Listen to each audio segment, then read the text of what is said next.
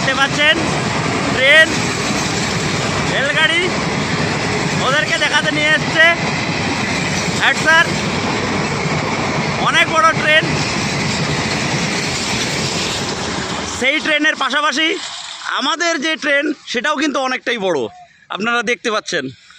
এই যে আমাদের হেড স্যার দেখতে পাচ্ছেন অনেকটাই বড়, আপনাদের দেখানোর চেষ্টা করব যে পিছনে অনেকটাই বড়। ধীরে ধীরে সবাই গুটি গুটি পায়ে এগিয়ে আসছে,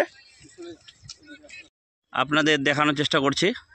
ধীরে ধীরে প্ল্যাটফর্মের উপর দিয়ে এগিয়ে আসছে আমাদের সারিটি। পাশে দেখতে পাচ্ছেন রেল লাইনটি। সবাই ধীরে ধীরে ট্রেনের মতো করে সুন্দর করে এগিয়ে আসছে। সামনে রয়েছে লিডিং ফ্রম দ্য ফ্রন্ট আমাদের মোস্তফা কামাল স্যার, দেখতে পাচ্ছেন। সবাইকে দেখানোর চেষ্টা করছি। এইবার আমরা হস্টেল অভিমুখী হলাম সবাই। আমাদের সামনে রয়েছেন রেজাউল স্যার। বাচ্চারা ধীরে ধীরে নামছে, যেন মনে হচ্ছে তারা পাহাড়ের গা বেয়ে নামছে ধীরে ধীরে পাহাড়ের ধার দিয়ে। দেখতেই পাচ্ছেন, আপনাদের সম্পূর্ণটা দেখানোর চেষ্টা করব। সারিটি এগিয়ে চলেছে আমাদের হস্টেলের দিকে, আপনাদের পুরোটাই দেখানোর চেষ্টা করব। সঙ্গে রয়েছেন আকাশ স্যার। বাচ্চারা খুব আনন্দিত, এত সুন্দর দিনে তারা ট্রেন স্টেশন আপনাদের পুরোটাই দেখানোর চেষ্টা করছি। রয়েছেন আকাশ স্যার। ইতিমধ্যে আমাদের মাঝে পেয়ে গেছি আমরা দৌলতপুর আদর্শ বিদ্যাপীঠের কর্ণধার কামাল স্যারকে।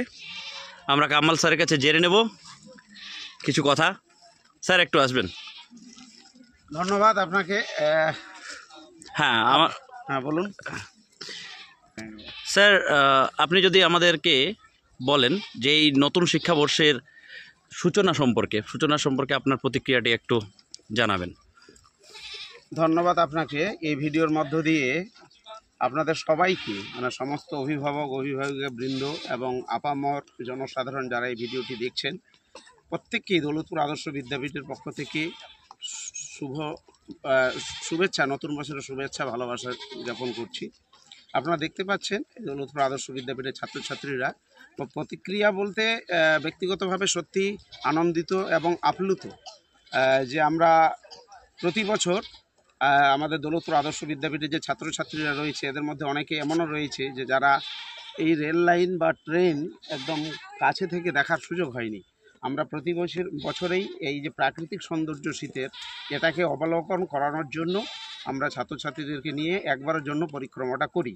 আমরা আনন্দিত এই কারণেই, বিশেষ করে গত বছরের কথা বলি। গত বছর এই সময় মানে জানুয়ারির, মানে এই আপনার যে যতটা পরিমাণ ছাত্রছাত্রী দেখছেন, এই পরিমাণ ছাত্রছাত্রী হতে আমাদের মোটামুটি জানুয়ারি মাসটা লেগে যায়। অত্যন্ত আনন্দের সঙ্গে জানাচ্ছি আমাদের এই মুহূর্তে প্রায় সমস্ত আসন ফিল আপ হয়ে গেছে। আমরা যে লক্ষ্যমাত্রা রেখে যে ভর্তি প্রক্রিয়া শুরু করেছিলাম সেটা সম্পূর্ণ ফিল আপ হয়ে গেছে। কিছু আগ্রহী অভিভাবকের অনুরোধে আমরা আরও 10টি আসন বাড়ালাম, সেগুলো প্রায় বুকিং হয়ে গেছে। মানে সত্যি এটা খুব ভালো বিষয় আর কি।